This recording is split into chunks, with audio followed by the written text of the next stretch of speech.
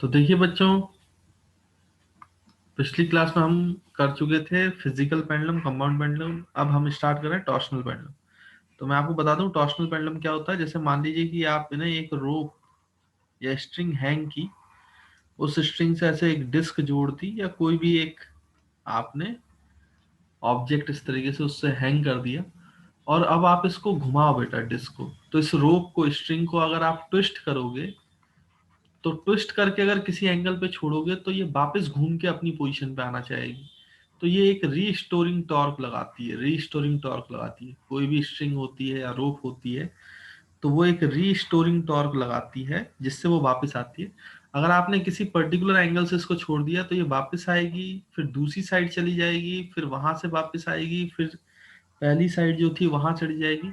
तो ये इस तरीके से एक पर्टिकुलर पोजीशन इस एक्सिस के अबाउट जो है वो रोटेट करेगी, मतलब ऑसिलेशन करती रहेगी। पहले क्लॉकवाइज करेगी, फिर एंटी क्लॉकवाइज करेगी, फिर एंटी क्लॉकवाइज करेगी तो ट्विस्ट जो है वो क्लॉकवाइज आ जाएगा, तो फिर क्लॉकवाइज करेगी।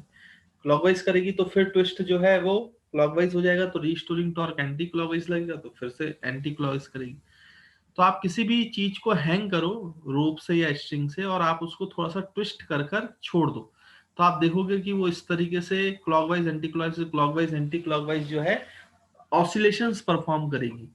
तो ये जो ऑसिलेशन परफॉर्म करती है ट्विस्ट की वजह से, इसको बोला जाता है कौन सा पेंडुलम बच्चों? Torsional pendulum. तो मेरे ख्याल से आपको टॉर्शनल पेंडुलम की बात क्लियर हो गई होगी। और इसमें रीस्टोरिंग टॉर्क लगता है। अच्छा, इसमें जो रीस्टोरिंग टॉर्क लगता है बच्चों, याद रखेंगे, रीस्टोरिंग टॉर्क जो होता है it is proportional to theta. आपने देखा होगा या कभी आप एक्सपेरिमेंट कर सकते हो, स्ट्रिंग से कोई ऑब्जेक्ट आप जोड़ दो और उसको जितना ज्यादा एंगल घुमाओगे वो उतनी तेजी से वापस आएगा, यानी उतना तेजी से आपको घूमता हुआ नजर आएगा। जब आप उसको छोड़ोगे ट्विस्ट की वजह से, जितना ज्यादा ट्विस्ट किया उतनी ज्यादा से पीछे आएगा, मतलब दूसरी डायरेक्शन में घूमेगा। इसका मतलब it is proportional to twist angle. ये जो आप ट्विस्ट करते हो, जितना भी एंगल ट्विस्ट करेंगे, इसको बोलते हैं angle of twist. Angle of twist. तो ये जितना ज्यादा होता है एंगल ऑफ ट्विस्ट, उतना ही ज्यादा रीस्टोरिंग टॉर्क डेवलप होता है किसी भी रोप में या स्ट्रिंग में। इसलिए यहाँ पे लिखा गया है कि जो रीस्टोरिंग टॉर्क है स्ट्रिंग की, it is proportional to angle of twist, है ना। जैसे जितना ज्यादा आप घुमाओगे उतनी तेज रफ्तार से वापस आएगी, है ना बच्चा।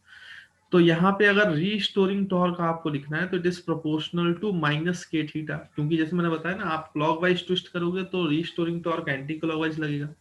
आप एंटी क्लॉकवाइज ट्विस्ट करोगे तो रीस्टोरिंग टॉर्क जो है वापस लाने के लिए क्लॉकवाइज लगेगा। तो माइनस साइन रहेगा, है ना, एंगल के अपोजिट रीस्टोरिंग टॉर्क लगेगा। तो रीस्टोरिंग टॉर्क जो है वो होगा माइनस के थीटा। और के सम कांस्टेंट, ये अलग अलग मटेरियल की रोप्स पर अलग अलग वैल्यू होती है। ये जो कांस्टेंट है टॉर्शनल पेंडुलम का, जो रीस्टोरिंग टॉर्क को रिलेट करता है एंगल ऑफ ट्विस्ट के साथ, इसको बोला जाता है टॉर्शनल कांस्टेंट। इसको बोला जाता है बच्चों टॉर्शनल कांस्टेंट। याद रखेंगे, दिस इज टॉर्शनल कांस्टेंट, है ना, या रीस्टोरिंग टॉर्शनल कांस्टेंट, जो भी बोलना चाहो बोल सकते हो। तो देखो आपका यहाँ पे लिखा हुआ है साफ साफ, है ना। तो आप इसको पढ़ सकते हो भाई, रीड कर सकते हो कि रोप और anything if twisted then released, then the rope applies a restoring torque in opposite direction, which is directly proportional to the amount of angle rotated. Then this type of pendulum is known as torsional pendulum, है ना। इस torsional pendulum, तो इसी pendulum को torsional pendulum कहा जाता है। तो रीस्टोरिंग टॉर्क जो है it is proportional to theta which is equals to minus K theta. तो restoring K is restoring torsional constant, तो ये आपको लिखा हुआ है बच्चों। तो इस तरीके से आप क्या है कि रीस्टोरिंग टॉर्क का अगर फॉर्मूला लगा दो, के की वैल्यू अगर आपको आती है तो कोई दिक्कत नहीं है, आप बहुत आसानी से टाइम पीरियड जो है इस टॉर्शनल पेंडुलम का निकाल सकते हो, है ना। अलग अलग ऑब्जेक्ट है, मैं कुछ आपको एक दो क्वेश्चन से समझा भी देता हूँ कि टॉर्शनल पेंडुलम में कैसे आप टाइम पीरियड निकाल सकते हैं ना बच्चे। तो आई होप आपको टॉर्शनल पेंडुलम का कॉन्सेप्ट जो है वो क्लियर हुआ। तो देखिए बच्चों, कुछ अगर हम क्वेश्चंस की बात करें तो क्वेश्चन कर सकते हैं। इसने बोला कि एक स्ट्रिंग है, स्ट्रिंग से ऐसी डिस्क लगी हुई है, आपने एंगल थीटा ट्विस्ट किया है, तो आपको बताना टाइम पीरियड कितना है। तो हमने अभी देखा कि रीस्टोरिंग टॉर्क जो है वो माइनस के थीटा होता है। तो टॉर्क को आप लिख सकते हो आई alpha, moment of inertia into alpha, और इसको लिख सकते हो माइनस के थीटा। तो अल्फा को लिखा जा सकता है माइनस के बाई आई इंटू थीटा।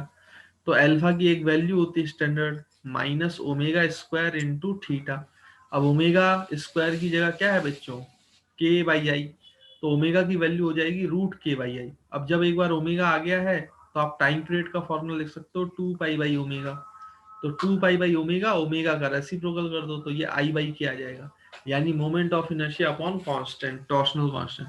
अब मोमेंट ऑफ इनर्शिया कितना होता है बेटा, डिस्क का अबाउट सेंटर ऑफ मास, तो आपको पता है डिस्क का अबाउट सेंटर ऑफ मास होता है mr स्क्वायर बाई 2। तो यहाँ पे अगर आप डिस्क का लोगे तो ये mr स्क्वायर बाई 2 आएगा, है ना बच्चों, बाई 2 के, ये आंसर है। तो ऐसा यहाँ पे गड़बड़ है वो सही कर लेना। टाइम पीरियड का फॉर्मूला हो जाएगा 2 pi root over moment of inertia mr square by 2 होता है 2 इंटू नीचे torsional constant that is K. तो this is the correct answer to this problem, है ना। वैसे ही आप इस रॉड का देख सकते हो, रॉड को मिड पॉइंट से आपने हैंग किया हुआ है जिसका मास m है, l है। तो क्या होगा भाई, आप इसको सॉल्व करेंगे तो यहाँ पे आप लिख सकते हो time period is 2 pi root over moment of inertia upon K, ये अभी हमने निकाला।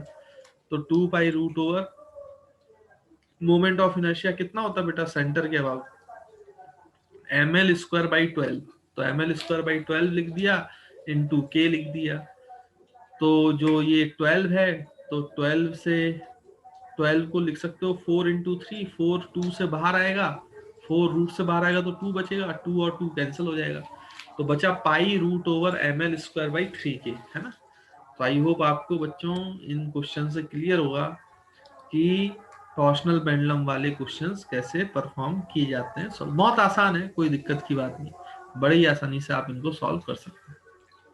हाँ, तो देखो बच्चों इसके बाद आता है इक्वेशन ऑफ एंगुलर एसएचएम। तो जैसे लीनियर की एसएचएम की इक्वेशन थी ना, X is equal to A sine omega T plus initial phase phi naught, वैसे ही आपकी एंगुलर एसएचएम की इक्वेशन भी होती है। बस एक ही जगह जो है वो एंगुलर एम्पलीट्यूड ले लेगा, डेट इज थीटा नॉट। तो थीटा डिस्प्लेसमेंट की जगह ले लेगा एंगुलर डिस्प्लेसमेंट। तो theta is equal to theta not sine omega T plus phi not. Same वही इक्वेशन है, बस एंगुलर डिस्प्लेसमेंट आ जाएगा, एंगुलर मैग्नीट्यूड आ जाएगा, एम्पलीट्यूड आ जाएगा, तो एंगुलर एम्पलीट्यूड होगा, है ना बच्चों।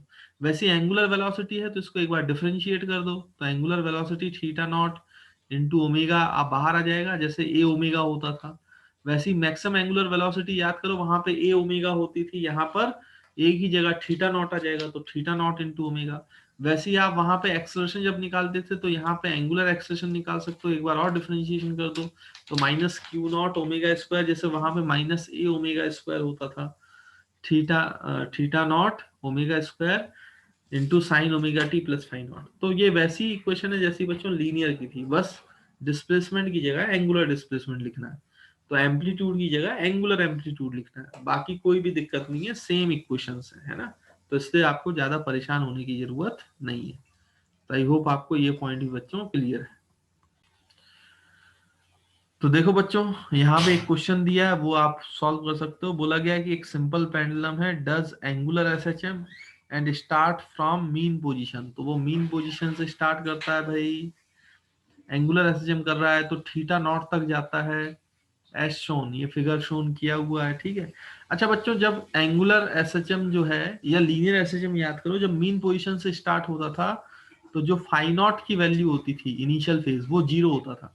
तो यहाँ पे भी एंगुलर एसएचएम मीन पोजीशन से स्टार्ट हो रहा है, इसलिए फाई नॉट जो है इनिशियल फेज वो 0 ले लेंगे। तो सबसे पहले आपसे बोला है कि write the equation of motion या इक्वेशन ऑफ एसएचएम। तो इक्वेशन ऑफ एसएचएम क्या लिखेंगे, जनरल इक्वेशन क्या था बेटा, theta is equal to theta not sine omega T plus phi not. तो यहाँ पे ओमेगा क्या होता है बेटा, 2 पाई बाई टाइम पीरियड, और टाइम पीरियड कितना होता है तो याद करो, सिंपल पेंडुलम का टाइम पीरियड हमने सीखा था 2 pi by root over L by जी, याद होगा आपको, है ना बेटा। तो यहाँ पे टाइम पीरियड की वैल्यू रखोगे, नीचे 2 पाई रखोगे और एल बाई जी का रेसिप्रोकल करोगे तो root over G by L आ जाएगा। तो 2 पाई और 2 पाई कैंसिल हो जाएगा, तो ओमेगा की वैल्यू आ जाएगी रूट ओवर जी की वैल्यू 10 और एल की वैल्यू देखो यहाँ पे दिया गया 5 मीटर्स, तो ये 5, तो ओमेगा की वैल्यू आ गई √2।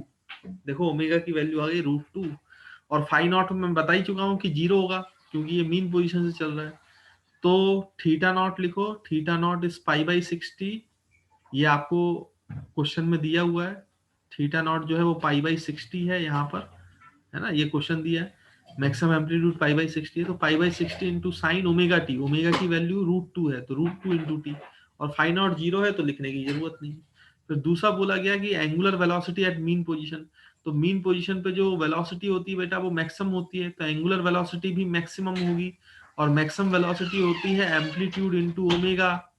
तो एम्पलीट्यूड जो है बच्चों वो कितना है, थीटा नॉट इंटू ओमेगा, और ओमेगा की वैल्यू √2 है, तो थीटा नॉट है π/60, ये π/80 है ना बच्चों। यहाँ पे क्वेश्चन में आपको π/80 दिया है, यहाँ पे गड़बड़ किया है, थीटा की वैल्यू π/80 होनी चाहिए। यहाँ पे π/80 इंटू √2 है, तो इसको लिख सकते हैं π√2/80, है ना, तो दिस इज द आंसर। तो ऐसे आप एंगुलर एसएचएम में वेलोसिटी भी निकाल सकते हो और इक्वेशन भी निकाल सकते हो, वैसे ही है जैसा लीनियर एसएचएम है, तो ज्यादा घबराने की कोई जरूरत नहीं है ना। तो आई होप आपको ये पॉइंट भी क्लियर होगा।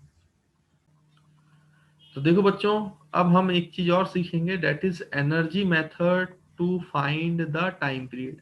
अभी तक जो हम टाइम पीरियड की मेथड थी वो होती थी फोर्स मेथड, फोर्स को आप लिखते थे -kx, तो इसके बाद यहाँ पे टाइम पीरियड आप लिख देते थे 2π√m/k, है ना। तो ये फोर्स मेथड होती थी, फोर्स इक्वेशन से हम क्या करते थे, टाइम पीरियड निकालते थे। लेकिन हम अब एक दूसरा तरीका देखेंगे, एनर्जी मेथड। और एनर्जी मेथड आप तब यूज करना जहां पे फोर्स मेथड अप्लाई करना मुश्किल हो जाए, तो जहां सवाल टफ लगे ना आपको, वहां पे एनर्जी मेथड करना, तो एनर्जी मेथड से आसान हो जाता है टाइम पीरियड निकालना। कैसे, मैं आपको एक बहुत सिंपल से एग्जांपल समझाता हूँ एनर्जी मेथड। तो मान लीजिए कि हमारी एक स्प्रिंग है बच्चों, वही हॉरिजॉन्टल स्प्रिंग ब्लॉक सिस्टम है, उसको हम एनर्जी मेथड से निकालते हैं। हालांकि आप इसका टाइम पीरियड जानते हो, इसका टाइम पीरियड होता है √2π/m/k, है ना बेटा, ये तो आपको पता ही है, इसका स्प्रिंग कांस्टेंट k होता है। तो ऐसा नहीं है कि आप उसका टाइम पीरियड नहीं निकालना जानते हो, पहले निकाल चुके हो, लेकिन हम इसको एक बार एनर्जी मेथड से प्रूफ करेंगे, तो आपको एनर्जी मेथड समझ में आ जाएगी कि कैसे लगाना है। तो इसमें कुछ स्टेप्स है बच्चों, पढ़ते जाओ और इस एग्जांपल में हम लगाते जाएं। तो सबसे पहले तो आपको फाइंड करना है equilibrium position, that is mean position. तो आपको मैंने बताया था कि हॉरिजॉन्टल स्प्रिंग ब्लॉक सिस्टम में जो नेचुरल लेंथ होती है बेटा, जो नेचुरल लेंथ होती है वही आपकी क्या होती है भाई, वही आपका मीन पोजीशन भी होता है। तो मीन पोजीशन आइडेंटिफाई कर ली, कोई दिक्कत की बात नहीं। फिर बोला गया एनालाइज एनी इंटरमीडिएट पोजीशन, तो किसी इंटरमीडिएट पोजीशन पे जाओ, यानी इसका अगर आप एक ए एम्पलीट्यूड तक इसको ऑसिलेशन कराओगे, तो किसी भी एक्स पॉइंट पर ये मास ब्लॉक जो है वो यहाँ पे होगा, तो इसकी रफ्तार कुछ v होगी। तो ये इंटरमीडिएट पोजीशन की बात हो गई। तो हमने बोला कि किसी भी इंटरमीडिएट पोजीशन पे इसकी पोजीशन x होगी, तो रफ्तार उस समय पे v होगी। ये भी हमने कर लिया सेकंड स्टेप। अब आपको बोला गया है कि find the total energy at that position, तो अब इस पोजीशन पे टोटल एनर्जी लिखो, इंटरमीडिएट पोजीशन पे। तो इंटरमीडिएट पोजीशन पे टोटल एनर्जी होगी बेटा kinetic energy plus potential energy, kinetic energy plus potential energy. Kinetic energy हो जाएगी ½ mv² और पोटेंशियल एनर्जी हो जाएगी ½ kx²। तो लो भाई, हमने टोटल एनर्जी भी लिख दी। फिर आपको क्या करना है स्टेप नंबर 4 में, क्योंकि टोटल एनर्जी जो है बच्चों कांस्टेंट होती है। टोटल एनर्जी कैसी होती है, कांस्टेंट, ये हम प्रूफ कर चुके हैं। अगर टोटल एनर्जी कांस्टेंट है एसएचएम के केस में, तो ऑब्वियस सी बात है टोटल एनर्जी का डिफरेंशिएशन जो होगा, कांस्टेंट का डिफरेंशिएशन जो होगा वो 0 होगा। तो आप d/dt 0 अप्लाई कर दो, d/dt 0 अप्लाई कर दो, क्योंकि कांस्टेंट का डिफरेंशिएशन जो होता है बेटा 0 होता है। अब हमें ये बातें समझ में आ गई। तो हम क्या करें कि फोर्थ स्टेप इसमें करें, टोटल एनर्जी के फॉर्मूला ये है हमारे पास। तो अगर हम d/dt करेंगे बच्चों और उसको 0 पुट करेंगे, तो इसका डिफरेंशिएशन करो ½ mv² का, तो ½ m जो है वो कांस्टेंट हो जाएगा, d/dt किसका डिफरेंशिएशन होगा बेटा, v² का। फिर प्लस ½ k, ये भी कांस्टेंट है, और चेंज कौन हो रहा है, पोजीशन, तो d/dt, तो हम किसका डिफरेंशिएशन करेंगे बच्चों, x² का, और इट इज इक्वल्स टू 0, क्योंकि d/dt इज 0। अब आप खुद सोचो, डिफरेंशिएशन आपको आता है तो हाफ एम वी स्क्वायर का डिफरेंशिएशन होगा बच्चों 2v into dv by dt, है ना, चेन रूल आपको आता है, डिफरेंशिएशन है ना, पहले सीखा हुआ है आपने। वैसे ही हाफ के और एक्स स्क्वायर का डिफरेंशिएशन होगा विथ रिस्पेक्ट टू टी, तो एक्स स्क्वायर का 2x into D X by D T, ये भी आपको पता है, इक्वल्स टू 0। तो यहां से देखो बेटा, हाफ और हाफ तो कैंसिल हो जाएगा और उधर चला जाएगा तो 0 हो जाएगा। भाई कॉमन आके आप 0 के नीचे ले जाओगे तो 0 ही मिलेगा। वैसे ही 2 भी कॉमन आएगा, ये हालांकि ये 2 और ये 2 कैंसिल, ये 2 और ये 2 कैंसिल, ऐसे भी बोल सकते हो आप, तो ये कैंसिल हो गया। तो ये बचा कितना बेटा, M V D V by D T. अच्छा, DV by D T is acceleration, ये तो हमें पता है, प्लस यहां पे बचेगा K X D X by D T, and D X by D T is velocity which is equal to 0। अब आप ध्यान से देखो बेटा, तो इसमें वेलोसिटी कॉमन ले सकते हो, तो वेलोसिटी कॉमन ले लो तो mass into acceleration plus K into X is equal to 0। तो वेलोसिटी को उधर ले जाओगे तो 0 हो जाएगा, तो एक्सेलरेशन की वैल्यू आ जाएगी माइनस के बाई एम इंटू एक्स। अच्छा, अब इसको स्टैंडर्ड इक्वेशन से कंपेयर करो, तो एक्सेलरेशन की स्टैंडर्ड इक्वेशन होती है माइनस ओमेगा स्क्वायर एक्स, तो ओमेगा की वैल्यू आ गई, ओमेगा की वैल्यू आ जाएगी रूट के बाई एम। तो हमारा टाइम पीरियड भी आ जाएगा, तो टाइम पीरियड आ जाएगा भाई 2 पाई बाई ओमेगा, और ओमेगा की वैल्यू रूट के बाई एम, तो इसका रेसिप्रोकल तो 2 पाई रूट एम बाई के।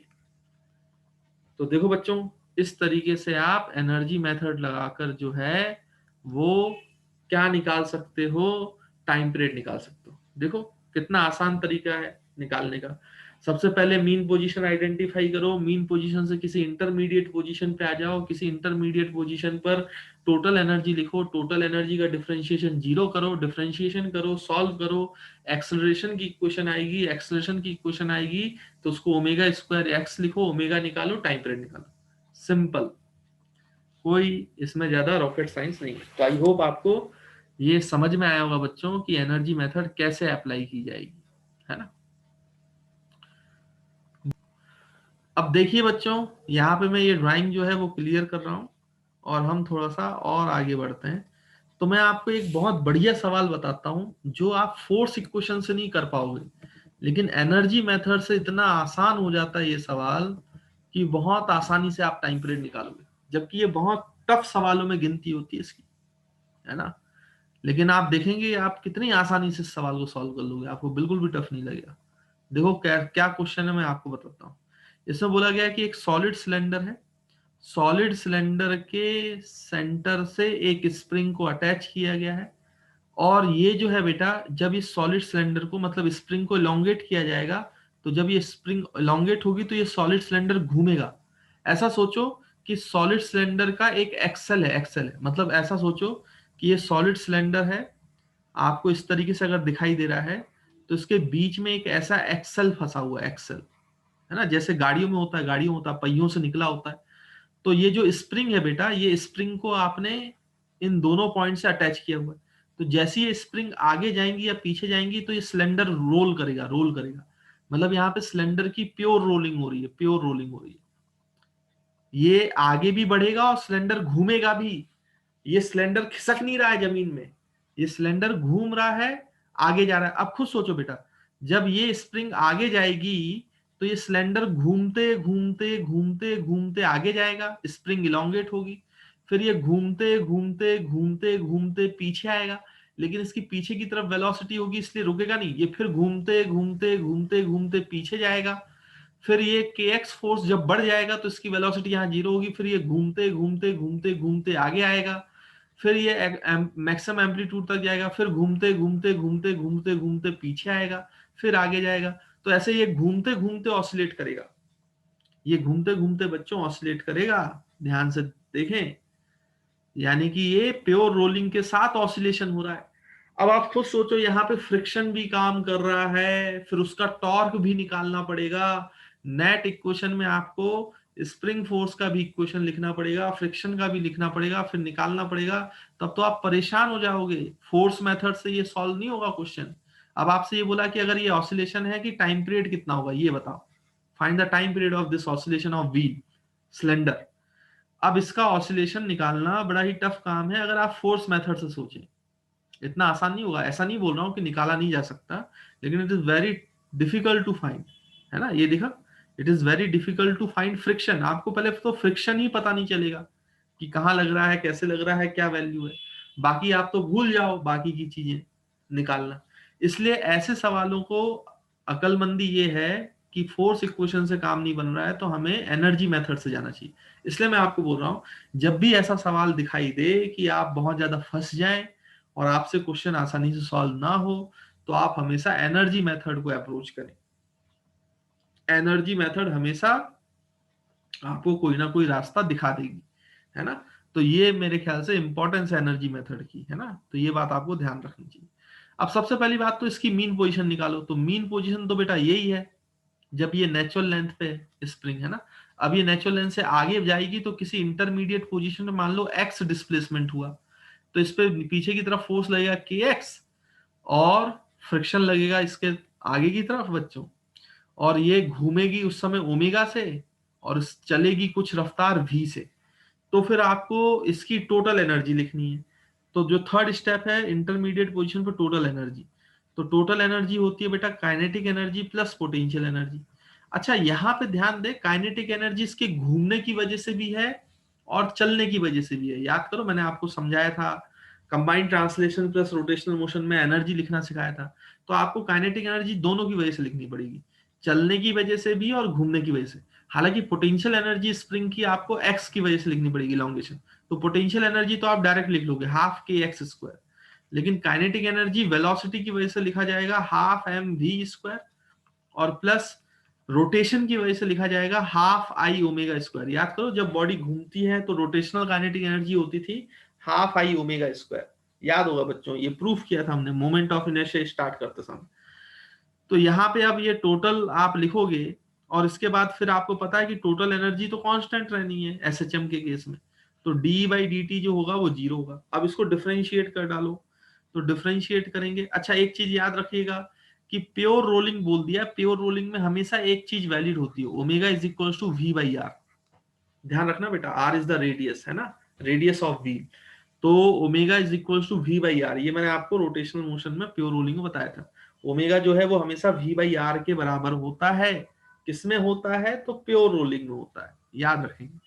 तो यहाँ पे एक काम करो, डिफरेंशिएट करो, तो हाफ के तो कांस्टेंट है, एक्स स्क्वायर का डिफरेंशिएशन तो बच्चों मैं आपको पहले ही बता चुका हूं, एक्स स्क्वायर का differentiation 2x multiplied by D X by D T, chain rule, plus half M बाहर, वी स्क्वायर का differentiation 2v into D V by D T, plus आपका हाफ आई जो है मोमेंट ऑफ इनर्शिया बाहर, omega square का differentiation 2 omega into D omega by D T. तो ऐसे लिख सकते हैं, इक्वल्स टू जीरो हो गया भाई। तो यहां से देखो बेटा, two two cancel, two two cancel, two two cancel. अब यहाँ पे देखो तो इसको कैसे सॉल्व कर सकते हैं फर्दर, तो आप ध्यान से देखें तो ये क्या है बेटा, ये क्या है, ये क्या है, dx by D T is velocity, तो हम लिखेंगे के एक्स इंटू वेलोसिटी। फिर ये देखो ये बच्चों क्या है, m velocity, dv by D T is acceleration, तो plus m velocity into acceleration, dv by D T is acceleration, plus यहाँ पे देखो बेटा क्या है, I omega D omega by D T is alpha alpha alpha, तो हम यहाँ पे लिख सकते हैं I omega alpha angular acceleration must be equals to zero. तो ये तीनों जीरो के बराबर होना चाहिए। अब बच्चों जैसे प्योर रोलिंग में बताया, तो प्योर रोलिंग में ओमेगा जो है वो वी बाई आर होता है, और अल्फा जो है वो ए बाई आर होता है, एक्सेलरेशन बाई रेडियस, है ना, ये हमेशा वैलिड होता है। ये मैंने आपको रोलिंग मोशन में पढ़ाया हुआ है रोटेशनल में। तो यहाँ पे हम वैल्यूज पुट करेंगे तो ये हो जाएगा K X into velocity plus mass into velocity into acceleration, plus I omega, omega को लिख सकते हो बच्चों वी बाई आर, है ना, इसमें कोई दिक्कत की बात नहीं है, रेडियस है आर, और एक्स अल्फा को लिख सकते हो acceleration by R, it is equals to zero. तो ये जीरो के इक्वेट पुट कर दो भाई। उसके बाद आप ध्यान से देखो तो मोमेंट ऑफ इनर्शिया लिखो सिलेंडर का, तो सिलेंडर का मोमेंट ऑफ इनर्शिया होता है M R square by two, solid cylinder का, है ना बच्चों, पता होगा आपको, M R square by two. तो हम ऐसे ही करेंगे K X V plus M V A, plus यहाँ पे मोमेंट ऑफ इनर्शिया लिखा जाएगा M R square by two, और ये लिखा जाएगा multiplied by velocity into acceleration by R square. तो आर स्क्वायर जो है बेटा कैंसल, वेलोसिटी सब में से कॉमन आ जाएगी तो कॉमन ले लो, तो ये K X plus M A plus velocity common आ गया तो ये एम ए बाई टू, तो ये हो जाएगा एम ए बाई टू और इक्वल्स टू जीरो। अब देखो बेटा वेलोसिटी उधर जाएगा तो जीरो हो जाएगा, तो ये के एक्स और M A plus M A by two हो जाएगा 3 ma/2। अब यहां से जो है 3 ma/2, तो ए की वैल्यू निकाल लो, के एक्स उधर जाएगा तो माइनस हो जाएगा, तो ए की वैल्यू आ जाएगी भाई माइनस के इंटू एक्स, फिर ये उधर मल्टीप्लाई होगा तो ऊपर 2 का मल्टीप्लाई हुआ, नीचे 3m का मल्टीप्लाई हुआ, तो ये 3m। अब इसको स्टैंडर्ड इक्वेशन से रिप्लेस कर दो, माइनस ओमेगा स्क्वायर एक्स, तो ओमेगा की वैल्यू आ जाएगी बेटा √2k/3m। तो टाइम पीरियड होता है भाई कितना, 2 पाई/ओमेगा, तो ओमेगा को रेसिप्रोकल कर दो, तो 2 पाई√3m/2k। देखो this is the answer to this problem. तो देखो एनर्जी मेथड से कितनी आसानी से सॉल्व हो गया, जबकि अगर आप इसको फोर्स मेथड से करोगे तो फ्रिक्शन वगैरह ही नहीं निकाल पाओगे, तो बड़ी दिक्कत हो जाएगी। फिर इसका जो है 2 1 पेज का सॉल्यूशन चला जाता है ना बच्चा, तो उससे करने की जरूरत भी नहीं है। मैंने आपको बस एक एग्जांपल बताया है कि जहां पर फोर्स रिलेशन बहुत टफ हो जाते हैं, जहां पे टाइम पीरियड निकालना टफ हो जाएगा उससे, वहां पे आप हमेशा एक बार एनर्जी मेथड का ख्याल करें, एनर्जी मेथड से सॉल्व करने की कोशिश करें, डेफिनेटली सॉल्व हो जाएगा। तो आई होप आपको ये पॉइंट जो है बच्चों क्लियर हुआ है ना। तो ये लिखा भी हुआ है, energy method is useful where rotational and translational motion happens. जब दोनों टाइप के मोशन होने लगे तो वहां पे यूजफुल होता है एनर्जी मेथड, तो वहां पे उसी से सॉल्व करना चाहिए। तो आई होप आपको ये पॉइंट जो है एनर्जी मेथड जो है वो क्लियर हो गया। तो देखिए बच्चों नेक्स्ट जो टॉपिक है वो है सुपरपोजिशन ऑफ एसएचएम। तो अब ये सुपरपोजिशन ऑफ एसएचएम क्या है बेटा, मैं आपको बताता हूँ। एक्चुअली में क्या है कि मान लीजिए कि दो एसएचएम हो रहा है, तो उनका जो रिजल्टेंट होगा वो सुपरपोजिशन ऑफ एसएचएम। जैसे मान लो कि हम ऐसा करते हैं बच्चों यहाँ पर कि एक स्प्रिंग लेते हैं इस तरीके से, स्प्रिंग में से एक बहुत बड़ा बॉक्स ऐसे जोड़ दिया जाए और इस बॉक्स के अंदर एक और स्प्रिंग रखी जाए और इस स्प्रिंग से एक ब्लॉक को जोड़ दिया जाए जिसका मास m है। अब मैं आपसे बोल रहा हूं कि ये जो बॉक्स वाला स्प्रिंग है, बॉक्स के अंदर जो मास m है, ये भी ऑसिलेशन कर रहा है और ये पूरा का पूरा बॉक्स भी ऑसिलेशन कर रहा है। ये पूरा का पूरा बॉक्स भी ऑसिलेट कर रहा है, मतलब बाहर वाली स्प्रिंग भी ऑसिलेट कर रही है, अंदर वाली भी स्प्रिंग। अब ये दोनों अगर ऑसिलेट कर रहे हैं तो ग्राउंड फ्रेम में जब आप m मास को देखोगे तो इन दोनों का इफेक्ट होगा भाई, बॉक्स के एसएचएम का भी इफेक्ट होगा और जो ब्लॉक का खुद का एसएचएम है उसका भी इफेक्ट होगा। तो उन दोनों का जो कॉम्बिनेशन होगा, बॉक्स प्लस बॉक्स के अंदर खुद का एसएचएम का कॉम्बिनेशन, तो इन दोनों कॉम्बिनेशन को हमें जोड़ना पड़ेगा, उसी को हम बोलते हैं सुपरपोजिशन ऑफ एसएचएम। तो मेरे ख्याल से आपको बात समझ में आ रही होगी, जब भी एक पार्टिकल पर दो एसएचएम एक्ट करते हैं तो जो उनका रिजल्टेंट होता है वो सुपरपोजिशन ऑफ एसएचएम कहलाता है, वो सुपरपोजिशन ऑफ एसएचएम कहलाता है। फिर से सुन ले, किसी भी पार्टिकल पर एक से ज्यादा, 2 3 4 5 कितने भी एसएचएम एक्ट करें, अगर उन सबको, उनका सबका रिजल्टेंट हम देखेंगे तो वो जो रिजल्टेंट होगा सभी एसएचएम्स का डिस्प्लेसमेंट का रिजल्टेंट होगा, वही हमारा सुपरपोजिशन ऑफ एसएचएम कहलाएगा। जैसे मैंने यहाँ पे 2 के लिए बताया, 2 से ज्यादा भी हो सकते हैं, है ना, तो कहीं कहीं 3 हो सकता है कि 3 एसएचएम्स आ रहे हो साथ में, तो फिर वो उनका जो रिजल्टेंट होगा बेटा वही आपका क्या कहलाएगा, सुपरपोजिशन ऑफ एसएचएम। तो आई होप आपको सुपरपोजिशन ऑफ एसएचएम क्लियर होगा, समझ में आया होगा। अब देखिए होगा क्या कि लेट सपोज कि आपके पास एक जो एसएचएम है, मान लो इस ब्लॉक का x1, तो वो आपका a1 साइन ओमेगा टी है। दूसरे ब्लॉक का जो एसएचएम है मान लो x2, जैसे बॉक्स का है, तो बॉक्स के एसएचएम की इक्वेशन है a2 sign omega T plus 5।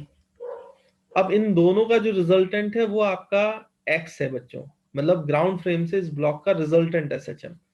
तो रिजल्टेंट एसएचएम जो है वो दोनों का सम होना चाहिए, x must be equals to resultant SHM is equals to x1 plus x2।